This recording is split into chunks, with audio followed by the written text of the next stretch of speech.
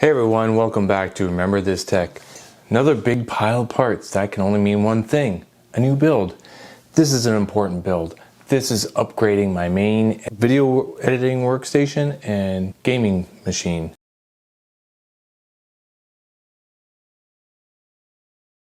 The basis of this build is this monster here, the Ryzen 9. The Ryzen 9 5900X chip, 12-core CPU, and it is socket AM4 with 70 mega cache. I'll give you the specs up here. 5900X processor. It has 12 CPU cores and 24 threads with the max boost up to 4.8 gigahertz. Please press pause if you need more time.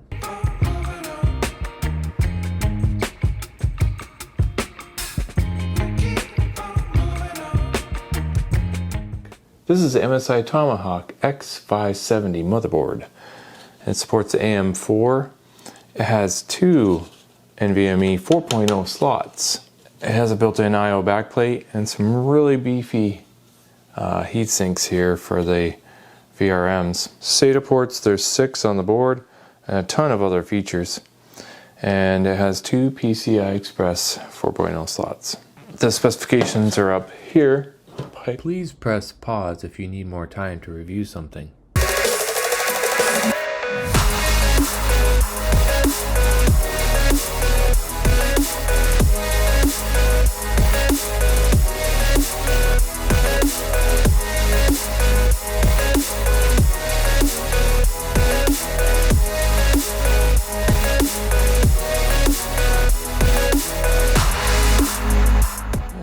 I had to rob my GeForce 1660 main computer just until I get a new video card. I'm not made out of money now, so I got to reuse parts. We're using 32 gig of HyperX Fury Kingston DDR4 3200. Primary boot for this system is going to be a P5 Crucial Plus. It's a NVMe 4.0 1 terabyte drive. As a secondary drive on the other, another NVMe 2 terabytes. It's another Gen 4. It's a Crucial. I grabbed it from my other machine. It's a P3, well, 2 terabytes. But it's going to be kind of like for my video swap editing. Maybe a few games on there. And then, of course, last but not least, a 2 terabyte Samsung 870 drive for additional storage and editing and games, all that good stuff. And if that wasn't enough, I'm going to throw in this mechanical 4 terabyte drive, which has video files from my editing computer until I can set up a NAS. And to power everything, well, I need a little bit of power, don't I? Because this system's going to be pretty beefy. Got this Seasonic Focus Gold Plus 80 plus 750 watt fully modular power supply. I stole it from my other computer too. You know, these things are expensive. It's got a 10-year warranty and it's only like 3.5, 4 years into it, so it should be sufficient for today's build. And back here, we got the case. Corsair case that I featured in the other build, the 4000D Airflow. And that's where this all is going. So why don't we get going on this build, shall we? Come on, let's do it.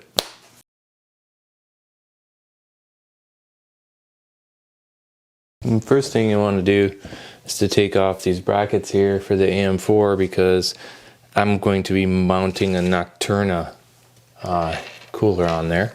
And well, I don't need that on there. And you should always save these for future builds, swap outs, etc. And I want to leave the back plate in place because we're going to use that to mount the screws for the cooler. Is to mount the chip. Usually the chips have a arrow in a spot and you should mount it accordingly to your board. If you have to force it, then it is in the wrong spot. This is a pretty heavy chip compared to the other 5600G I used. Then you just secure it in place. We're going to populate some RAM. And you know, if your DIMM banks, if they're not color coordinated, then you should refer to your motherboard directions, pamphlet, instructions, whatever, and it'll tell you. But typically it's you skip a bank and then you go over to the next one. So I'll double check that right now.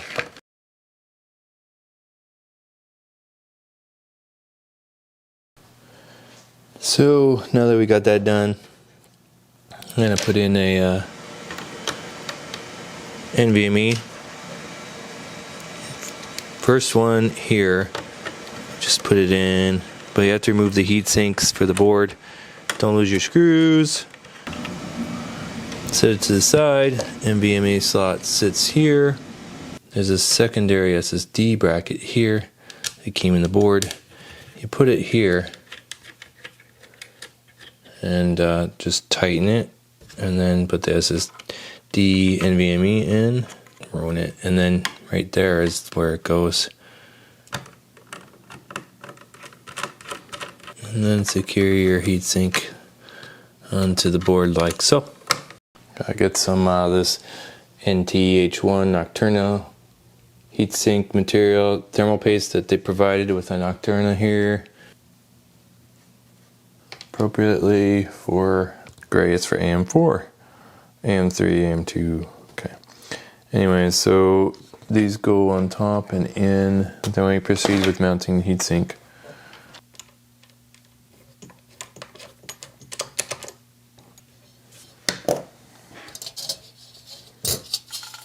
And then you have your Nocturna, the monster that it is, and it sits right here. As if you don't have a long enough screwdriver, well, you paid enough for that Nocturna fan, so it's giving you one in the kit. And I have one center fan for this, and I'm going to get another fan. The one I had just came with a center fan. And if you're familiar with one of these, you're familiar with most of these. They're clip-on style. And just be careful of your hands, your fingers. This every time. This is sharp, you know. Sometimes you need to put your glasses on to build a computer. Yeah. There's the Nocturna. You can put another fan here and over here, but that's later, depending on my temps. Let's get it in the case now, shall we? Just check your stanchions, make sure everything's good, make sure you don't have to put more in there, and then carefully put it in here.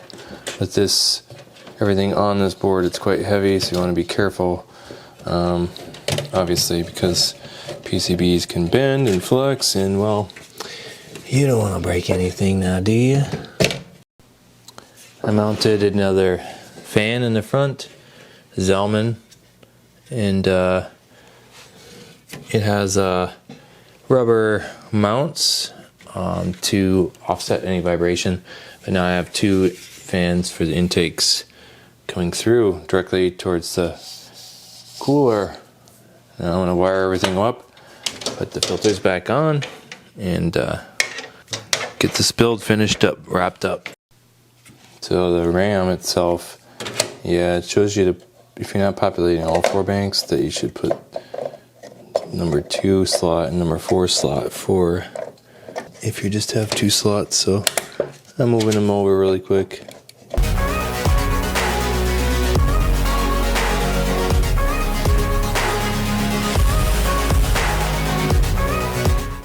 So I got the minimalistic cabling job done. I'm gonna plug in this drive here and make sure everything boots up and everything's good to go for power before I secure it fully, but this is what it looks like so far. Here's the interior with the Nocturna, the new fan, the Gigabyte.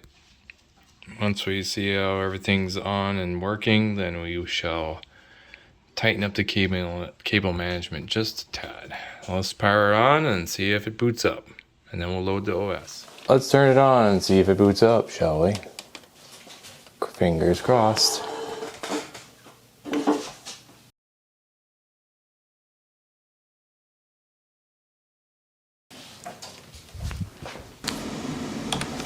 Alright, so it sees the chip. Let's zoom in, see if we can see some settings on this board.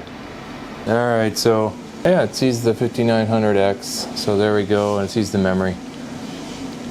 I'll see if it sees the disks. And it sees the all the drives, which is great. All looks good so far, I hope. Fingers crossed. Let's see if we can save this and see if we can go in and boot the OS. NVMe drive right here. Alright, copying Windows. So far, so good. Well, let's do this. It's going along pretty fast, and we'll get back to you in a second.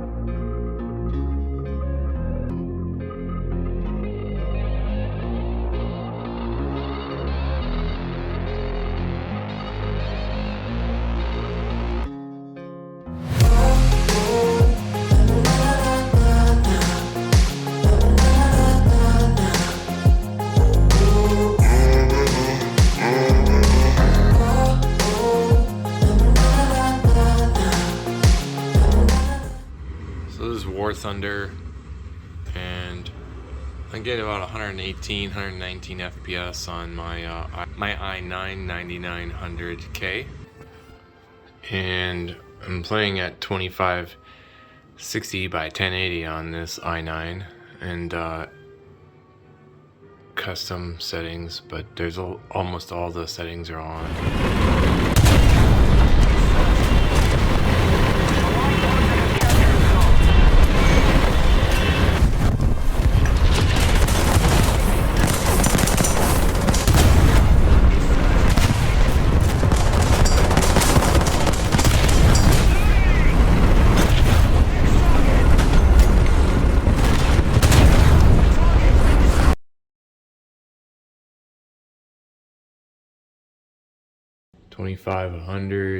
2560 by 1080.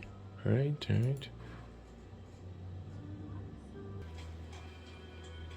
On the i9 9900K processor.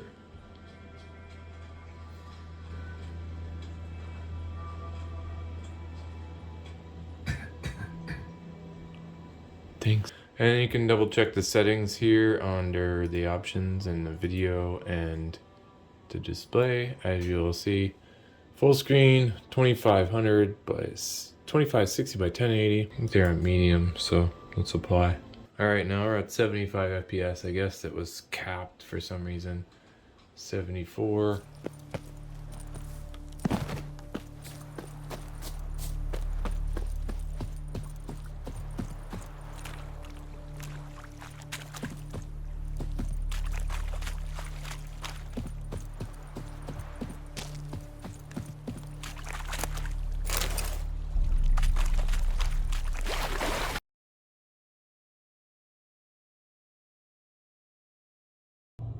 All right, Borderlands. We're at 171. Venture, shall we?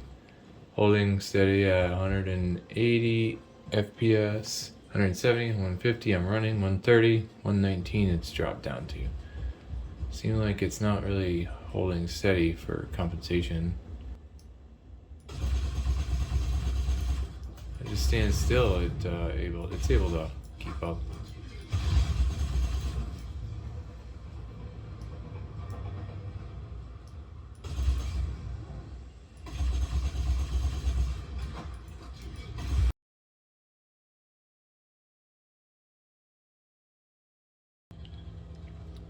Metro Last Light. The max we can go on this monitor is 2560 by 1080, very high quality. We found this place a while ago, but they still can't get used to it. Strange place, this D6. Привет, Артем. Артем was one of the men who found D6. They gave him a ranger's badge on the spot. It's nice for him, the Batros. 2 years. Come on, drop 5 more steps of that. Did you hear what happened to Moscow? Hello, Артем. Welcome to the army. Not bad. Ranger now, huh?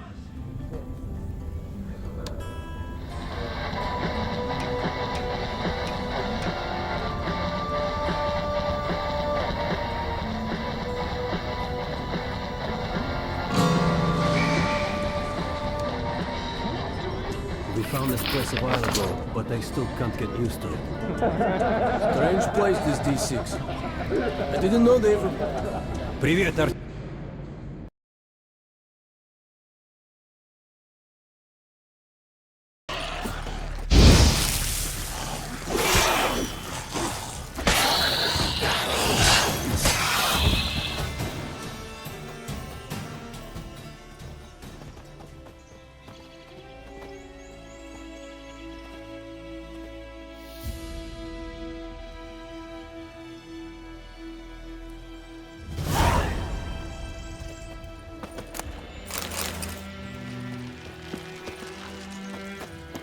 I tried Hellraiser.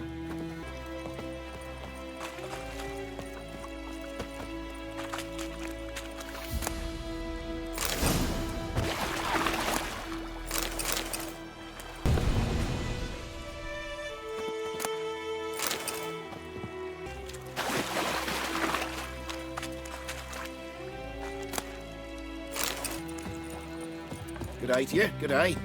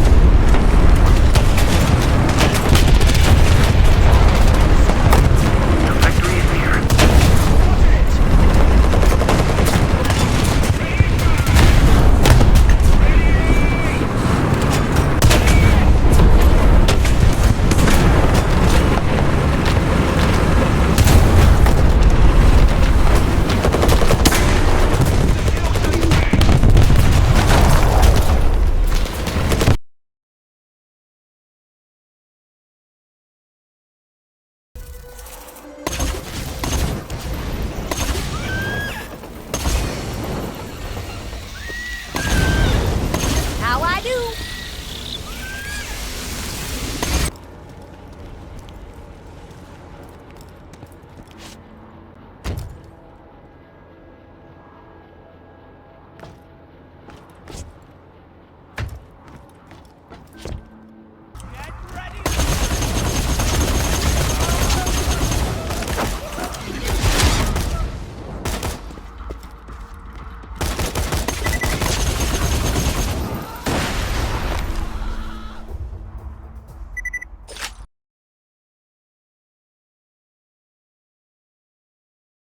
We found this place a while ago, but I still can't get used to it. Strange place, this D6. I didn't know they ever built bunkers this large. The story is, construction started in Stalin's time and went on until the USSR arrived. Look at those two rookies. Pathetic. Doing good. No wonder the colonel ordered training done up.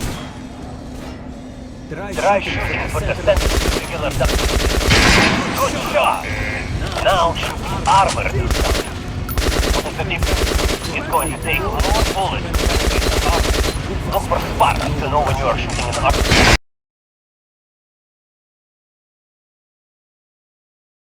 So, closing thoughts about this upgrade from my i9 9900K to the Ryzen 7900X 12-core CPU. Obviously, on paper, the scores say that it's much faster. But in realistic terms, the games that I tested, I only managed maybe 10 to 20 frames per second more.